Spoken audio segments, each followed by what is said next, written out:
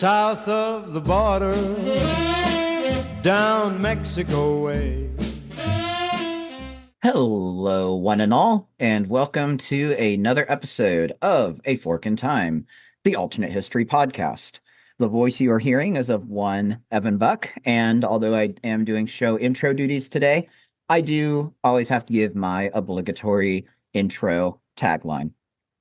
Hey everyone, how's it going? It's your boy Evan. Joining me today are two esteemed gentlemen. How about you introduce yourself, starting with Kai? Hello, hello. Good to be back for another episode of the Fork in Time podcast. It's Kai. Yes, you and Dylan also need taglines. We still keep procrastinating on that. Yes, and indeed. Finally, the one who's going to be pretty much taking it from here for the most part, setting up the fork we're going to be talking about today, is one decidedly not WASP, Chris Coppola. Hi, good people. I'm glad you remembered that. I've actually talked to people about that. Yeah. Yeah. And if you don't understand that, I forget what episode where a not minor kerfluffle occurred because of that. But it was a recent one. But anyway, today we're going to be talking about going back to one of our favorite sources of inspiration for this show. And it also has knock-on effects on another area that we like to talk about. An assassination attempt against a sitting U.S. president, which then leads to electoral politic machinations that nobody but us Americans probably really are super in-depth about or care about. But with that illustrious setup given, I'll turn the reins over to Chris, and he will set things up for us. Okay. So I think starting with what actually the land dispute that was between the United States and Mexico, then get into some economic theory about it. Do you understand how little that narrows things down, Chris? Yeah, I'm okay with that. I've made my peace. So, long story short, kind of the Mexican-American War started with an argument over which river we were going to use as the border. We settled that the old-fashioned way. But at that point, the United States said, okay, the Rio Grande is the border. The thing is, there's islands in it. And so there was a dispute as to which side controlled an island in the Rio Grande, led to a meeting between Porfirio Diaz, who is the president of Mexico at this point, and kind of, if you're ever on pro tip, if you're ever on Jeopardy and ask for a president of Mexico before like a current time, either Santa Anna or Porfirio Diaz. That's about who you're going to be looking at. Because long story short, Diaz is a military commander kind of going back to like the expulsion of the French. So almost American Civil War times. Winds up staging the coup, becoming president, and is president. At this point, he's kind of pushing it, and it's an ongoing discussion as to like, is he finally going to retire, or is he leaving off his boots first? We can get into some of that. The other person at this meeting is William Howard Taft, who's American president at this point. And basically, it's, a nice diplomatic meeting to settle this land dispute. Turns out that there was an American national, Julius Bergerson. And for the best of my knowledge, I haven't been able to dig up and find much in terms of, why he did what we're about to say he did, but is caught approaching both presidents with a handgun by the Texas Rangers and is disarmed. I think our fork is that he is not disarmed. He goes forward and does. Today, I think we're going to mainly focus on the assassination of Taft. We've also got some ideas about if he happens to hit Diaz as well. Is that kind of a good up to the moment where we wanted to be? I think so. Yeah, I think so. Yeah. Cool. This is going to be kind of boring for a little bit here because Taft's vice president, Sherman, will take over. Sherman is a typical vice president. He is a complete non-entity and basically kind of just sits in the presidency until the next election. I think a major character in the next election is going to be the antithesis of the non-entity vice president. Theodore Roosevelt, who's just got done being president himself, became president because of a previous assassination, and is looming very large in the Republican Party. I think we've talked a little bit off podcast about this, and he's going to be a major character in what we're talking about. I want to kind of throw it over to Kai to start his suggestion of how it plays out from here. You mean how it plays out in the 1912 election? Correct. Yeah. Because we all agree, like, Taft, okay, by the way, Taft is, I believe, he's the president who you always hear was too big to get out of the bathtub. He himself said it basically said if Ferguson would have gotten off a shot, it would have hit me because I am too big a target to miss. At least he had a good sense of humor about it, you know? Yeah. Like he basically pulled a Chris Christie before Chris Christie. He basically pulled a Teddy Roosevelt, who also commented on that and went on with his speech after getting shot, famously. Yeah, so I think we have a situation that's very interesting on our hands here. I don't think that anybody here is going to dispute the fact we talked about this in the pre-podcast, again, check marks for anyone doing bingo, where we said, okay, well, is there any mechanism by which Teddy Roosevelt immediately succeeds Taft at bypassing Sherman completely, James Sherman? And we answered that with a no. We think that James Sherman is, as is tradition, going to succeed Taft and finish out the rest of his term. So then the question becomes, who is actually going to win the Republican primary that goes on to compete in the general election of 1912? And that's a topic of debate. And we had a robust debate about it. And there's really two different camps that are emerging.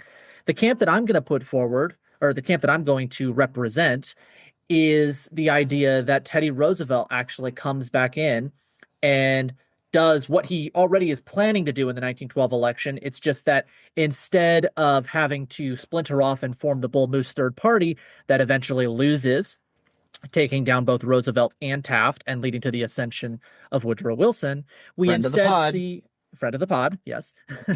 We instead see the Bull Moose Party essentially becoming the Republican Party. Roosevelt wins the primary, and then we have a one-on-one, 1v1, effectively a 1v1 match. Yeah, Roosevelt I will versus stand Wilson. up and fight if anybody tries to deny that Eugene Debs was in this election too. Eugene Debs was in this election, making very big impacts on, what was it, 1 to 2% of the vote? Well, he got, Or I guess was he got this the election? 6%. Was this the election where he got 6%? Okay. Yeah, he got This is 6% the one of the where vote he in got this over a election. million. Yeah. Yeah. Okay. But this is there not you the go. one where he ran from jail. No. That's coming up. Okay. Yeah. Good to know. Yes. So, okay. So Eugene Debs is making his little impact on the 6%. And nonetheless, that's not going to matter. It's a 1v1 match, Roosevelt versus Wilson. And I think that we all agree that Wilson only became president because of Teddy Roosevelt running that third-party campaign, taking down Taft and Roosevelt. And so he's able to ascend because of the Republican Party was split. If we have, in this timeline, a unified Republican Party, it's pretty clear that Wilson is going to falter and Roosevelt will have a second term as president. That's the camp that I'm representing here. I think that that's a possibility, but there are some really important caveats to discuss, some important confounds that prevent that from happening. And this is the subject of what I hope will be a robust debate. So I'll throw it over to Chris to provide the counter arguments for this. So kind of, and it's really interesting how Kai and I talked about this and agree on all of the facts leading up to this and have different outcomes. Yes. So in our timeline, basically, Taft is president and decides he would like to keep being president, just to try and run again. Roosevelt comes in and tries to unseat him. And I think the key there is kind of 1910, 1911. Roosevelt really feels betrayed by Taft because Roosevelt kind of made Taft. He had been, I believe, an Ohio congressman. Again, by the way, if you're ever on Jeopardy and are asked about an American president after the Civil War, guess Ohio. And basically, like, he kind of picked this guy out of obscurity. Taft was an administrator. He was a nuts and bolts, making things happen kind of person. First, Roosevelt worked with him when he was in charge of basically our occupation of the Philippines, then moved him over to Secretary of War and had him be proconsul of Cuba, where he's, again, on the ground running these things. And Taft was largely a Roosevelt hand-picked kind of person. Roosevelt kind of looked at Taft and said, I have this vision, you're making it happen on the ground. When Roosevelt, as we alluded to, became president because of an assassination, ran on his own right in 1904 with Taft as his vice president. And he basically, unlike other Roosevelts, respected the two-term limit, stepped aside in 1908, but picked Taft as his successor. Taft succeeds to the presidency, and to some extent, he stays the nuts and bolts kind of person. There's not a whole lot that he does that is signature to him, but what winds up happening is Roosevelt thinks that Taft has really betrayed him in terms of his progressivism because he's, to some extent, almost lost in the weeds. He's dealing with the tariff. He's dealing with this antitrust suit, that suit. And he's not kind of pushing things forward the way Roosevelt thinks he should be. That really led to a personal sense of grievance on the part of Roosevelt. And in our timeline, again, really weird. Kai and I completely agree with this. That is, to some extent, what propelled him to run in 1912 and eventually split the party. Not to put words in Kai's mouth. Kai's saying, well, the assassination we're talking about happens before the split. So this is Roosevelt coming back in as kind of a champion of progressivism. Is that a fair? Right. And so we're talking motivation here. What is Roosevelt's motivation for jumping into the 1912 election? In our timeline, the motivation is betrayal. He feels like Taft has betrayed him, betrayed the party at large, betrayed the progressive wing of the party. He feels like Taft has lost his way. And so he jumps in and tries to steal the Taft's thunder, is unsuccessful in doing that, or successful, depending on how you look at it, because Taft loses, but so does Roosevelt. And what I'm arguing is that, again, Taft in this alternate timeline that we're discussing is assassinated in 1909. That means that there's no time for this rift to develop between Taft and Roosevelt. So there's no betrayal as a motivating force here. What that also means is that there's no betrayal as a motivating force here, meaning Taft is still the anointed successor of Roosevelt. What that means is that when Taft dies as a result of an assassination, no less, this is then the motivating force for Roosevelt because there's no betrayal yet. So in Roosevelt's eyes, he sees Taft's death as a grievous loss to the Republican Party, a grievous loss to the progressive movement, and he feels compelled to carry on the mantle of Taft, to essentially say, listen, I entrusted Taft to carry on my legacy. Taft has been killed, assassinated. who is going to take on the mantle of Taft? Is it going to be somebody else, or am I going to step in and do this? And we use the 1912 election and the fact that he went on to form a third party as evidence that he still has the vivaciousness to step in and run a presidential campaign, because he did so in 1912. And therefore, we know he could do it again in 1912 under different circumstances, and perhaps with even greater cause for going forward because his successor was assassinated. So I think we have the motivation established for Roosevelt, and it's different from the 1912, but it ends in the same result, which is that Roosevelt puts himself forward again. So my other argument is, yes, Roosevelt is still involved very much, but he's still, the reason I'm putting forward that he runs in 1912 is because he feels personally aggrieved and betrayed by Taft. If he doesn't feel aggrieved, I'm going to be perfectly honest, I don't think anybody on this podcast, anybody who has heard the name Teddy Roosevelt, thinks he is going to retire, write his memoirs, and retire peacefully, quietly. No. All I am arguing is not that he retires, but that he takes a step back. He, by the way, we joked about other Roosevelts not respecting the two-term men. By the way, I am so glad he didn't. Love FDR. However, if Teddy Roosevelt, in his mind, is going to respect the two-term limit, he did say, McKinley's first term was my term.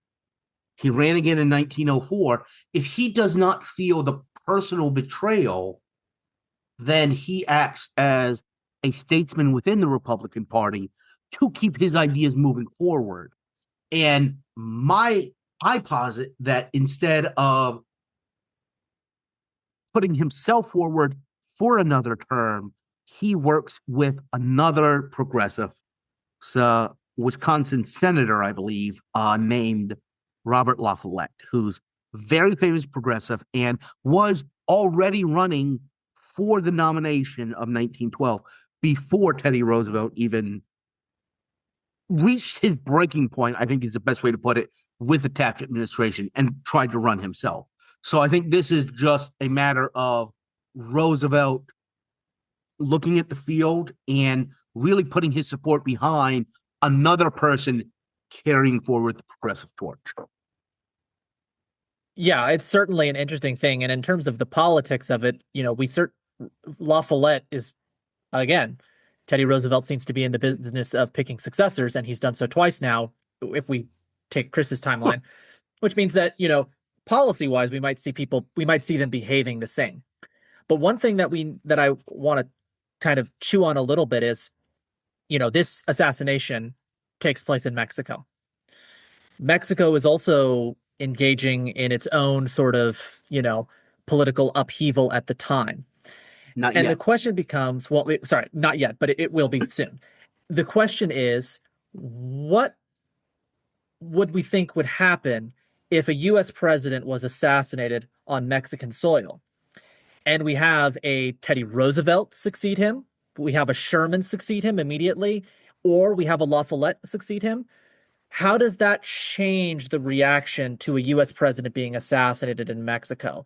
Do we see increased aggression? Do we see increased tensions? Do we somehow see decreased tensions? What's going on here that's going to alter U.S.-Mexican relations going forward? And who is going to have the biggest impact in terms of who succeeds Taft? Yeah. And I think just really quickly before we delve into that, you set that up very well, Kai. But I do have somewhat of a, just like in the 1912 election where we had a third possibility, a third candidate. I'll throw in my own possibility that I brought up as a potential outcome in the pre-podcast as well. But essentially for this one, just think of John Travolta with his character Vincent in Pulp Fiction. And he's just like looking around the room, kind of thing. Just think of Vincent as Teddy Roosevelt in this instance. Okay. He's just kind of looking around. He never had the fallout with Taft. And he's like Oh my goodness. Wow, this is such a horrible thing that occurred. My handpicked successor is now gone. Hmm. I wonder who would be best suited to carry on his legacy, carry on his mantle. I don't know. I mean, I might know a guy with the initials TR, who might do the job well, but you know, I don't really want to be seen as like taking advantage of that. I don't want to come in and just, pick up where he left off. Like I want to respect his legacy. I don't want to be, that guy, so to speak. But if you guys wanted me to come back, like I'm not going to slam the door shut. I'll keep my door open, and do not like draft me. Like do not send the draft letters to this address at this time. Avoid that with as much as you can. Do not print signs for me in my favor. Do not circulate petitions in my favor. I certainly would not want you to do any of that on my behalf. And I'm Right? definitely not launching an exploratory committee. And yeah, Definitely not. exactly. I'm Definitely definitely not. not doing any of those sorts of things, right? Um, so that could be a possibility for him to be running somewhat of a shadow campaign or somewhat of a, as Kai put it in the pre-podcast, astroturfing. He comes across as this sort of anointed, savior type. Well, wow, people just wanted me so badly that, you know what? I just had to concede. I just had to acquiesce to the people's demands because I'm the people's president. I'm that guy. I still got it in me. So to carry the progressive cause. So that is also a possibility, which sets things up, pretty interestingly for, really two main kind of different progressive factions at the 1912 Republican Convention, where you have, the supporters of La Follette, the supporters of Roosevelt, and Roosevelt ultimately, and Chris had some interesting perspectives on this as well, where it could be somewhat of a repeat of what happened in our timeline, where La Follette, has a better grasp of the political machinery, how the delegate system works, and is able to prevail. Or Roosevelt, because of his new approach, his new indirect approach, does end up actually garnering more sympathy from the delegates, given that Taft is still very tightly associated with the Roosevelt name and the Roosevelt brand. There was no breach. I kind of personally feel like in this third way option, Roosevelt would probably be the one who narrowly prevails as opposed to La Follette. But regardless of what happens, I think, and Chris, I can have you jump in on that and give your perspective as well before we launch into various Mexican noises on the Southern Front. But I think what we broadly agree with is that there's going to be a unified Republican Party recast and remolded purely in a progressive image. Sherman is basically going to be a non-entity, a non-factor. The everything that made Roosevelt angry with Taft does not happen. Taft does not really have as much of a runway to basically just be a milquetoast, blasé establishment Republican. And so therefore, I think in terms of potential party realignment down the line, Republicans end up becoming more progressive, I would say, in this timeline.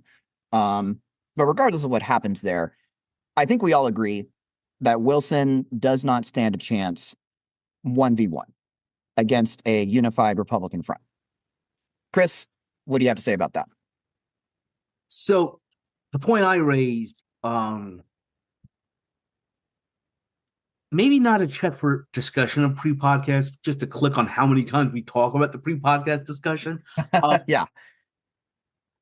Is the way that the nominees were chosen in 1912. Roosevelt did try and run and was very successful in the primary states. This was still back when majority of states allowed delegate conventions.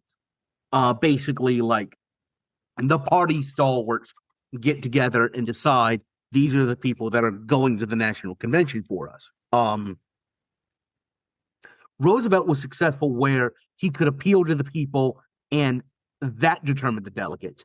He was horrible at the actual showing up and getting people elected at these conventions. So actually what you're discussing of a La running as the progressive, Roosevelt running as the dark horse, I think there would be a continuity person, Philander Knox, who's the Secretary of State, or maybe even Sherman himself, trying to run as just the conservative wing of the party. That's who actually had a lot of the delegates from these conventions. So with what you're discussing, it would more likely be a Lafayette winning the primary states. I'm gonna say still Sherman winning the convention states, and you would still have a Roosevelt at the end being the compromised choice among delegates because nobody wins on the first ballot. I think that's how to make that happen. Yeah. Yes, and I can certainly I don't see know that. if we mentioned. I don't know if we explicitly mentioned this. Maybe I missed it, but it's important to note. So James Sherman, the person who's Taft's vice president, who is now serving as the sitting president, given that Taft is deceased, Correct. he himself dies before the 1912 election. Correct. Meaning, I don't know if you were going to get to this, Chris. Meaning, we have faithless electors, and those electors. If we have him being a nominee, yes. Yes, right. So we have Sherman is in the election up until the point when he dies, which is in October of 19. When was October 30, literally Yeah. I think a week before a week before the election. Right. Okay. So then Sherman dies, and so now we have faithless electors who can then throw their support to whoever they decide to throw their support to, and that can be a debate in and of itself. But it's important to note that Sherman is not, under any circumstances, going to be elected president because he is simply not alive. Yeah, and I think with what we've I'll said say up this, here, he might be elected. He's not going to serve. Okay, let's I make mean, that he's distinction. going to be Yes. giving he's going to be giving a Sherman-esque denial for a very different reason than the other Sherman. Yes. But I think both of these, we have kind of Kai's suggestion of Roosevelt coming out full-throated saying, I'm going to run. It winds up the same place as what Evan is suggesting of a Roosevelt kind of running a convention-based scheme. Yeah. Or, frankly, Sherman winning and faithless electors selecting Roosevelt. Either way, We're talking about two possibilities. One is a Roosevelt-backed progressive being president in April 1912. One is a Roosevelt being president in 1912. Yeah. Exactly. And so functionally, policy-wise, especially economically, domestic policy-wise, there may not be a huge difference. But I still contend that Lafayette versus Roosevelt, although the antitrust debate would probably be, they would be parallel on that front, they probably would not be parallel on the issue of imperialism, especially when it comes to Mexico, who just, they didn't really assassinate, but he was assassinated on their soil. Roosevelt, given his history, given his proclivity towards expansionism, imperialism, et cetera, I imagine and I posit he probably would have had a very different disposition than Lafayette, than Wilson. What do you guys think? So I think Roosevelt, I think Roosevelt, comparing Roosevelt to what Wilson did is a little bit like comparing Roosevelt to Taft in that the ideas, Roosevelt to Wilson, the ideas and the speeches and the overarching thing may be different. The on-the-ground thing is going to be very similar, which is, hey, the United States actually invaded Mexico in 1916 under Wilson. The United States, before that, occupied Veracruz in 1914 under Wilson. So I think on the ground, you're going to see American interventionism in Mexico. I just think the tone and tenor is going to be very different, though. Now, by the way, here's the other thing I would say. And I agree with what you're saying. I just want to put a fine point on. If Taft is assassinated in Mexico, Roosevelt can yell and scream and actually, by the way, campaign. And I think that's a very real possibility on hey, we need to punish Mexico for this. But I can't help but think about certain other assassinations that happened very close to this point, halfway around the world. The people in power right then made those decisions. In other words, it is up to James Sherman, to actually decide what are we doing about Mexico. Now, again, I think Roosevelt can, if he is president, make an argument that they are a hostile power. By the way, we did talk about, and we haven't really gotten too much into, if Diaz is also assassinated, that is going to lead to a lot of instability, which could also be leading up to justifying an intervention for Roosevelt. Mm-hmm. I think he does want to do it. We don't have a button back then. His finger's not on the button when it initially happens. So the assassination of Taft is one thing leading towards Roosevelt arguing for intervention in Mexico. Right. And the assassin, for all we know, I mean, he had no connection to the Mexican government. He had no connection to Mexican He revolutionaries. was a guy from Minnesota, I believe. Exactly, that we know of. So it maybe would be Canada. entire. Yeah, fair. Yeah. We talk about the War of 1912 instead of the War of 1812. Okay. But no, he doesn't have. There's no good reason to say that this assassination attempt or this assassination in 1909 in our alternate timeline is motivated by Mexican revolutionaries, Porfirio Diaz, the Mexican administration. It would be unwise and unjust for them to blame it on the Mexican government. But that doesn't mean they wouldn't do it, right? Again, let's talk about that other assassination that happens a couple of years later. Whether you're actually responsible or not, the finger can get pointed at you, and stuff just kind of starts happening at that point. Exactly. So they would no doubt use this as a way to say, hey, look, we can't trust Mexico. We send our presidents down there and they get killed. So this is not a friendly state. This is a hostile state. We need to engage in further hostilities with them. And if Roosevelt is in office, then he has the added motivation of, hey, they killed my successor. They killed my friend. I also happen to be very, very, very fanatically imperialistic. I have all the motivation to be even more aggressive than Wilson was in our timeline. And if Diaz is also assassinated, if you're in our timeline, Diaz retired. Once you remove him, there is going to be instability in Mexico, and there will be additional incidents that will give Roosevelt the opportunity he's looking for after 1912, when he actually does have the ability to make that decision. Yeah. Well, I think so. If Pancho Diaz, or sorry, not Pancho Diaz, not Pancho Villa, if Porfirio Diaz, I did a mix-up of the two names. If Porfirio Diaz is assassinated alongside Taft, then there's no doubt the U.S. administration would blame Mexican revolutionaries, and they would just use that as a reason to destroy Mexico, basically, because you have, Pancho Villa is going to be happening, and they are absolutely opposed to any sort of Mexican revolutionaries taking over. So it would be a bloodbath in that scenario. But even in the incidents that Porfirio Diaz survives, I still think there's a way for Roosevelt to blame Mexico and use that as, a motivation for going. I mean, again, he was close. Them. He was, I want to say, in his 70s or 80s. It is going to catch up with him. Diaz, I mean, yeah, things are going to. He is not long for the stage, I guess. Yeah. Yeah, exactly. And, I think actually, because I think, we have a good operating assumption here of, whether Roosevelt or La Follette wins, this is more likely than not going to happen, just because of the fact that having a U.S. president assassinated on foreign-ish ?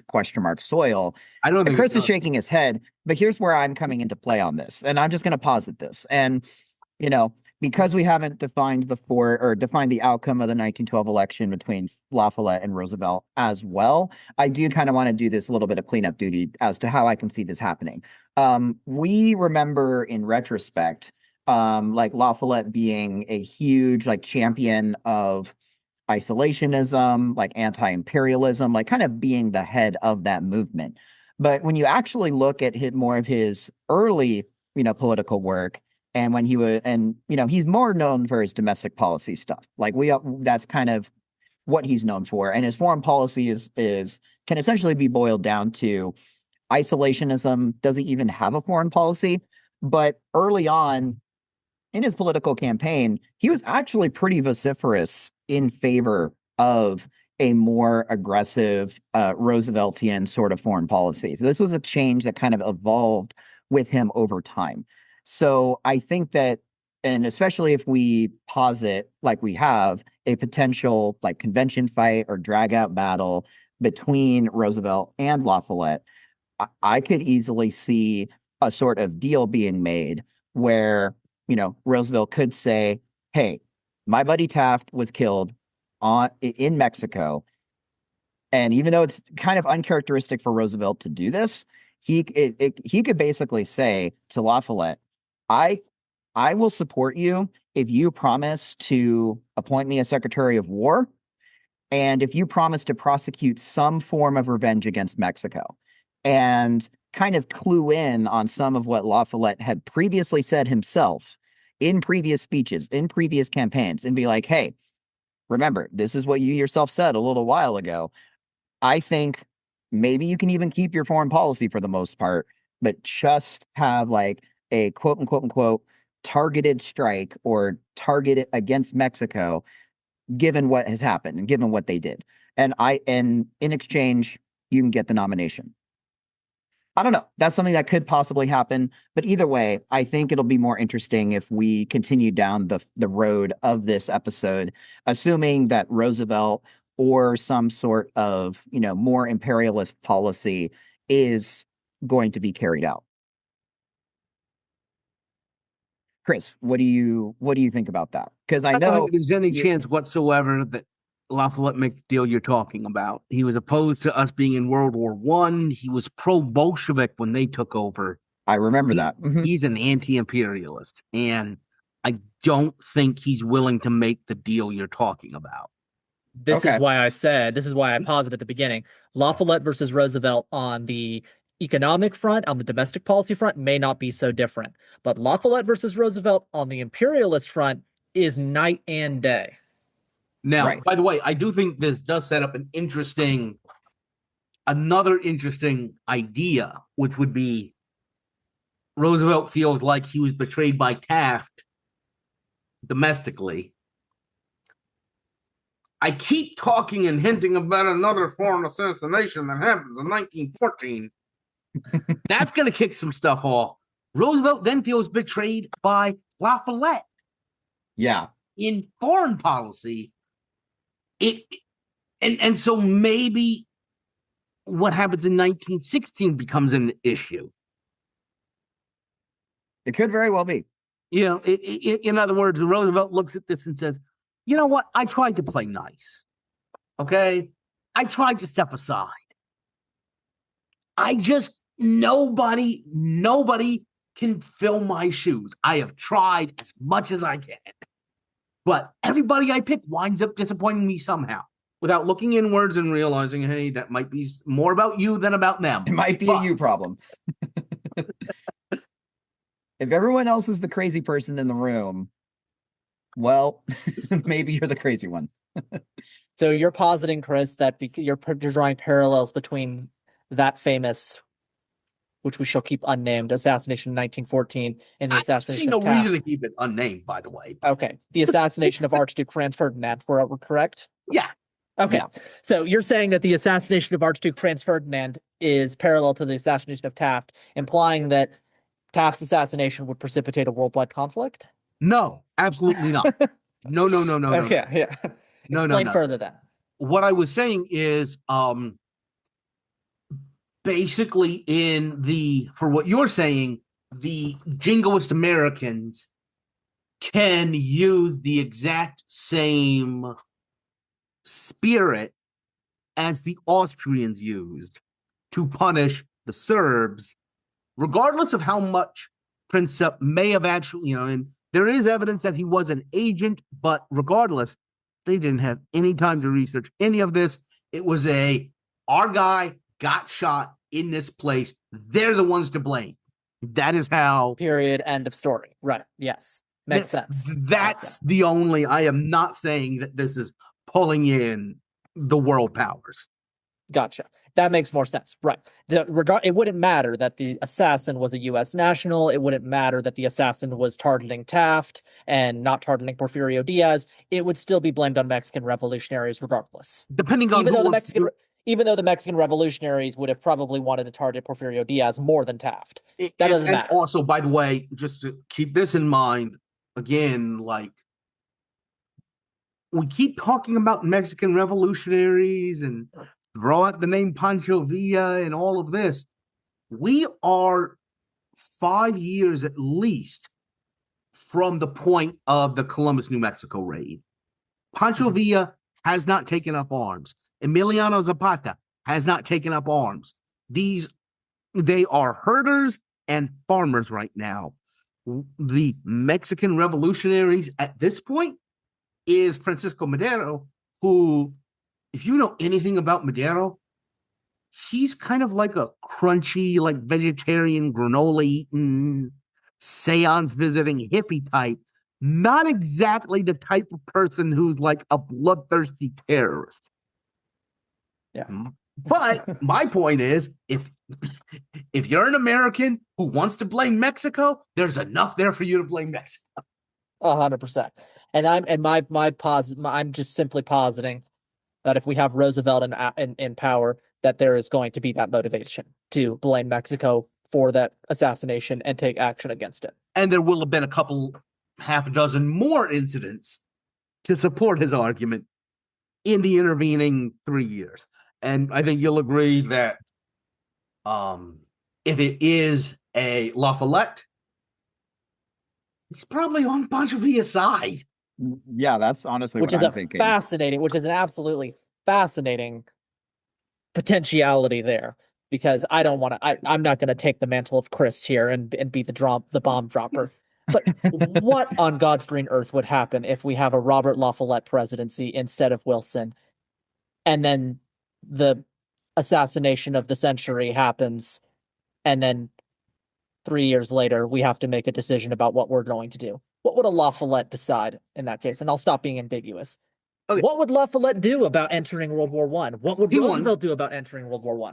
He won't. I mean, but we've already said that would actually be another split of Roosevelt and his protege. Right, exactly. But how would each of them differ from Wilson? They'd be honest about what they're doing. Yeah. Do you think Roosevelt would be on the front lines before 1917? He had his son there.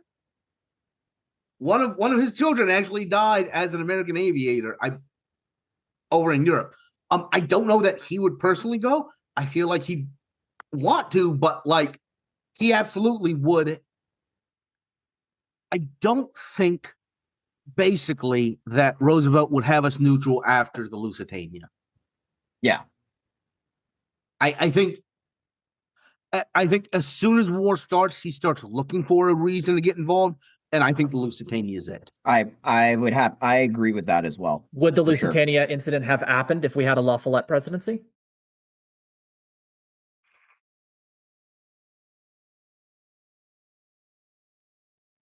I think so.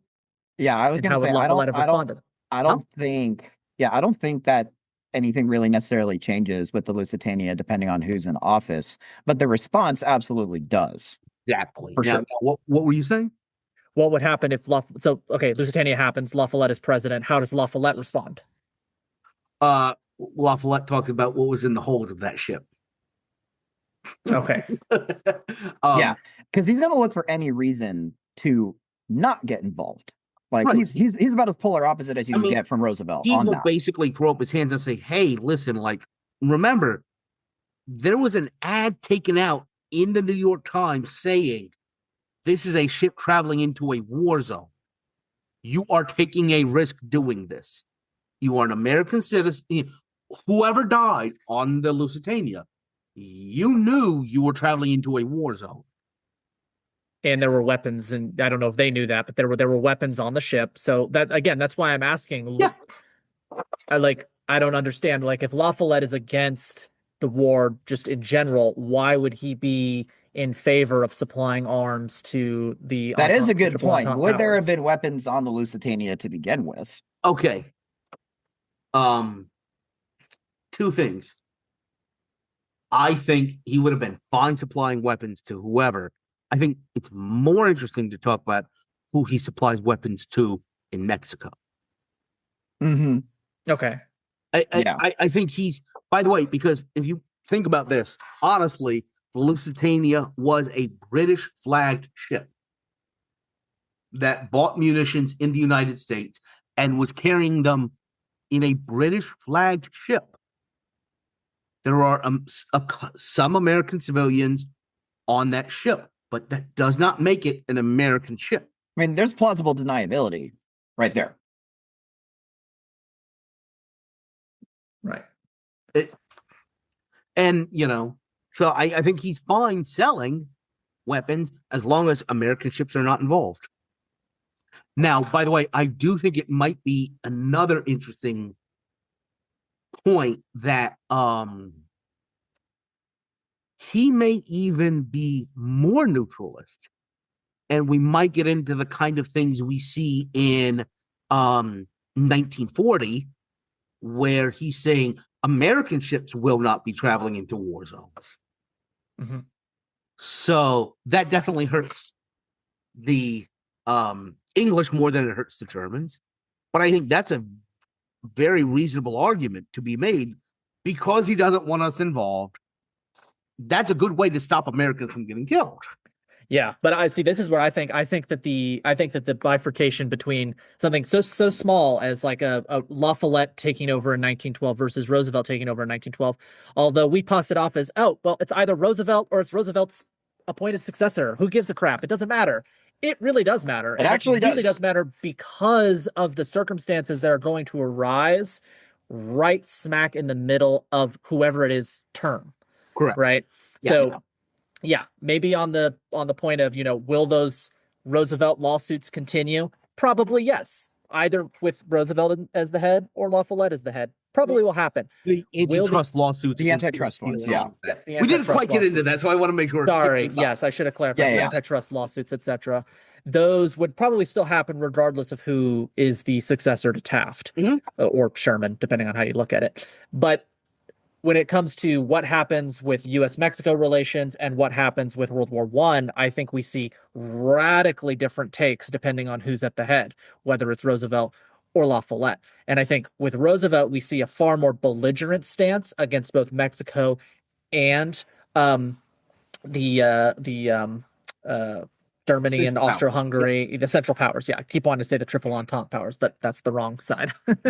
But yeah, the Central Powers, he's going to be aggressive towards both of them, whereas La Follette is probably going to adopt a much more dovish stance towards both of them, meaning we have essentially two different worlds depending on who we end up going with in this alternate timeline. And that's really something fascinating to chew on. And I mean, I think because we probably want to, get back here, and as we kind of start tapering off here at the end of this episode, we're going to kind of get back to Mexico, which is where all of this has been transpiring, and probably some of the biggest changes would happen here between La Follette versus Roosevelt. I think just a way to contrast that with our timeline, with Wilson at the helm, is Wilson was, elected, but then in 1916 he was reelected largely on what basis? A campaign slogan. He kept us out of war, right? That was the main thing that he was known for. That's the main thing he's opposed to.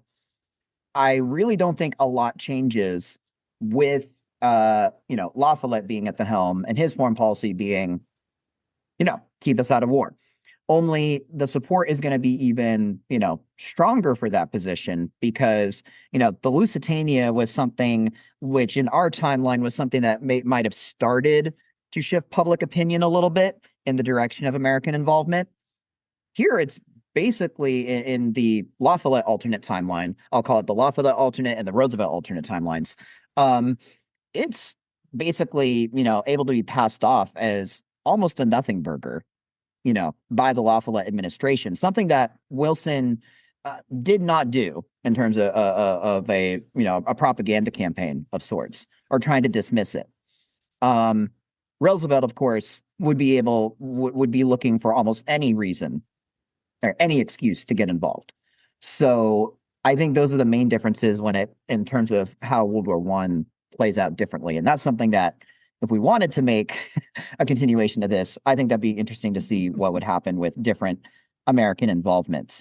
But as I made reference to, let's loop back to Mexico, and we can talk about differences between La Follette and Roosevelt when it comes to the Mexican Revolution, because I think that leads to some very interesting potential differences down the line, especially when a certain tweet from Germany to Mexico gets intercepted later on in the decade. But let's not get ahead of ourselves. Let's first talk about what happens with the Mexican Revolution.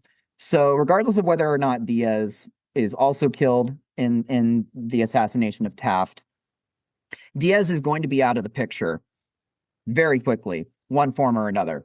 So we end up having, Madero taking office pretty quickly, and as Chris so illustriously noted, the granola eating, hippie is taking over the reins, and that's also still not going to set well with the Zapatas of the world.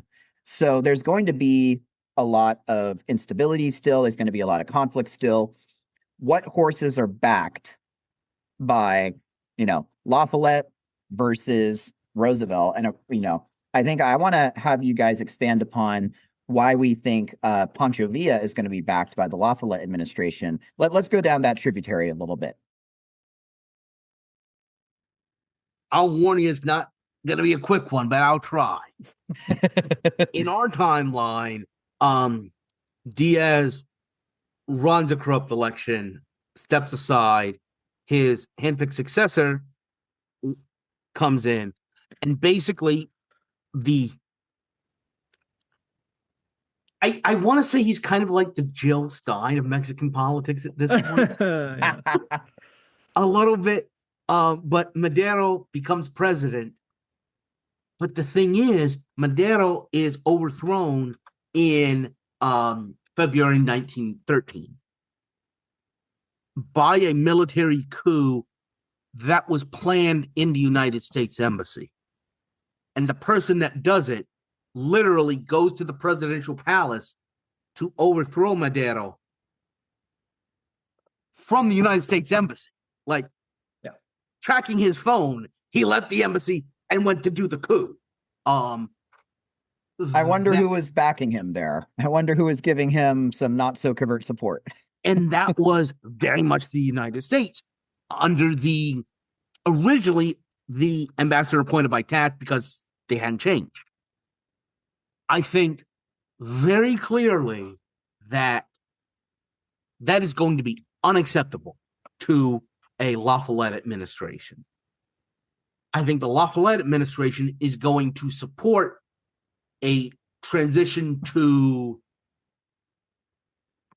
rotating presidencies in Mexico. Long story short, the Constitution had kind of said you're supposed to hold one term and then resign. I think the La Follette administration is going to push for the Constitution of 1911. And in our timeline, what you saw was after the military overthrow in 1913, Victoriano Huerta comes in, takes over. That is who the Zimmerman telegram is sent to, except by the time he gets it, he has been overthrown by basically, they're called the Constitutionalists. They are a very loose grouping of Zapatista peasants from the south, Villa's horsemen from the north, other troops under Carranza, a whole bunch of other people. But I think if you have a La Follette administration, you don't have the 10 tragic days, which is the name for the military overthrow. So you don't have all of these people we've been talking about I mean, okay, most Americans know Pancho Villa, so let's just focus on him. He never takes up arms. He takes up arms after the overthrow of Madero. So if the U.S. doesn't overthrow him, he's still there. And all of these people were thinking and worried about stay where they are doing what they were. That would probably lead to decreased tensions with between Mexico and the US, which would probably make the noted tweet from 1915 or 1917 much less believable and much less actionable. I mean, if it actually happens, I think it's Right. basically just, filed away and not actually entertained or given any serious thought. I mean, it wasn't even really given a ton of serious thought in our timeline with a Mexican government that would have probably been more sympathetic to the message. So it becomes something that you probably don't even ever hear about, because the Mexican government that's in place would probably immediately forward that to the US and be like, look at these guys. Imagine them thinking that we would do this, because we would never do something like that, right? Yeah. There is one kind of, just to try and keep timelines in front of us. That was publicized, as I understand it, in January 1917. Mm-hmm. We just got done discussing that nothing here is going to change what happens in Europe. Right. So we've got a presidential election in 1916 where La Follette did not overthrow the Madero regime. Mexico is starting to develop as a functioning constitutional liberal democracy. We haven't invaded. There is still the election of 1916 and the question of what happens there. Does La Follette win again? Is there a continuation of these policies? Or is there a shift back to kind of these people that I was thinking about that are just waiting for a chance to invade Mexico? No, I think almost certainly La Follette wins again, because he's just going to co-opt what Wilson co-opts. He kept us out of the war. Okay. That slogan doesn't need to be associated with Wilson only. La Follette can just do the same thing. He kept us out of the war. I think La Follette would be a pretty popular president. Like, he's going to be passing pretty progressive policies on the domestic front. He's going to be keeping us out of wars on the foreign policy front. I don't think with the propagandistic power of the Lusitania sinking being pretty much blunted, if not non-existent, the American public has almost no appetite to want to get involved in foreign adventurism. So with a Democratic Party still kind of on its heels still, as we mentioned in a previous episode, if Wilson does not win, that does not that extends the Democrats' losing streak in presidential elections, with the exception of Grover Cleveland, since the days of post-Civil War Reconstruction. So Republican dominance of the executive branch is still going to continue, I feel. So regardless of what Democrat runs in 1916 and really what their platform is, I mean, what are they going to run on? Just the opposite of everything that the progressives are doing, which is very highly popular? Or are they just going to be trying to take the mantle of progressivism and say, we'll out-progressive them? Look to the candidates who ran against FDR in the 1930s and 40s to see how well that goes. Why go with TEMU progressivism when you got the real thing still sitting in the Oval Office? So we haven't even talked about what happens with I'm not even going to make a joke about the Chinese Revolution in 1911. I want to when you throw TEMU in there. Yes. Yeah. Towards the end of this episode, I don't think it's good for us to throw in more cans of worms that we won't be able to fully open. And I do like the idea of TEMU progressivism. That might. Yeah, maybe we'll see where that goes. But I think what we have at the end of this episode is, I think we're trending more towards, and because we did kind of something unique with this episode where we kind of entertained, and I think did pretty well, the cognitive dissonance of having two competing timelines in mind with a La Follette and Roosevelt administrations. We juggled that pretty well.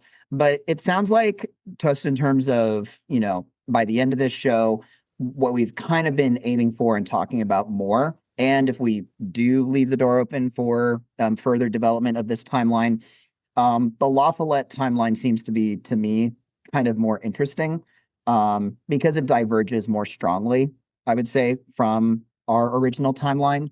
But we'll see where things go from here. And honestly, I say, unless Chris and Kai object to this, it would be interesting to hear from our audience to see if they would possibly like to hear more from this.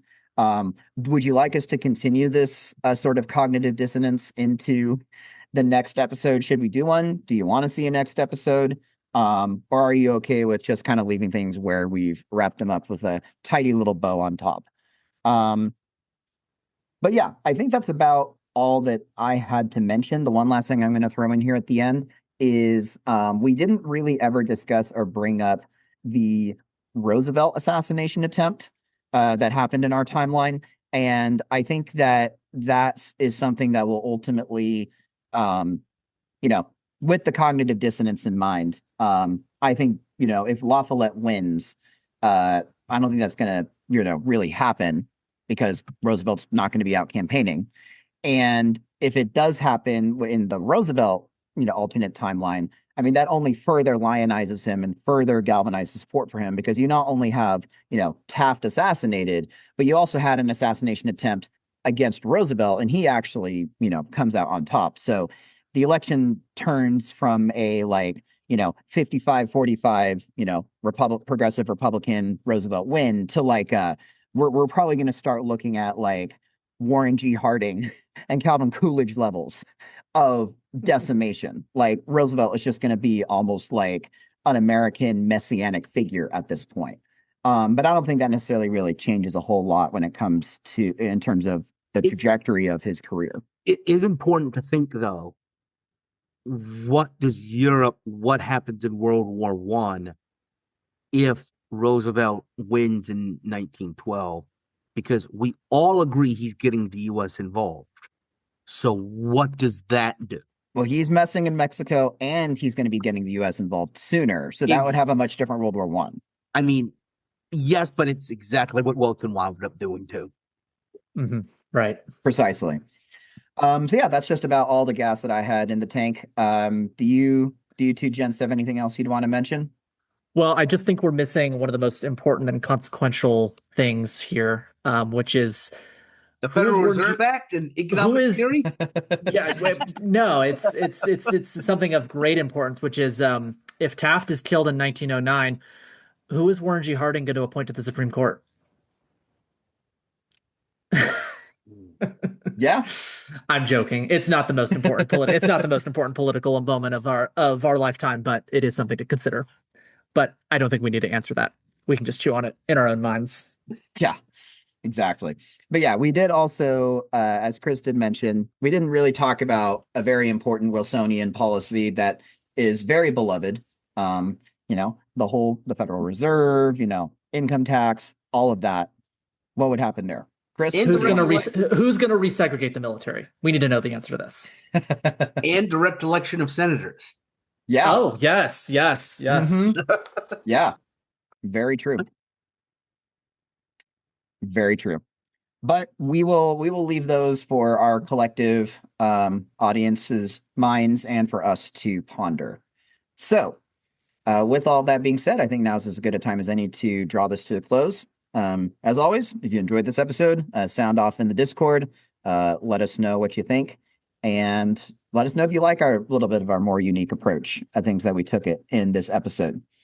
We always like to end this off with the classic age-old adage. If you happen to stumble across a fork in time, what do you think we should do with it? Map it out very clearly so you actually know what country you're in. And assassinate a president on Mexican soil. Yes. See, he doesn't even know whose soil it's on. Is it U.S.? Is it Mexican soil? We need to know. That's what I call a Freudian slip of the century. Yeah, top 10 questions international geopolitics can't answer. Yes. I'm going to actually throw in my own spin on it, and I'm going to say if you happen to stumble across a fork in time, coalesce around one of options between a fork or a spork to make sure that the spork side doesn't actually win, so that you'll be able to take the fork, much like what happened in this alternate timeline we created. Yes, indeed. Yes, but no. The actual, what we always like to end off with is, if we happen to stumble across a fork in time, I think we should take it. So thanks for joining us in this little fun romp through alternate history, and we will catch you all next time.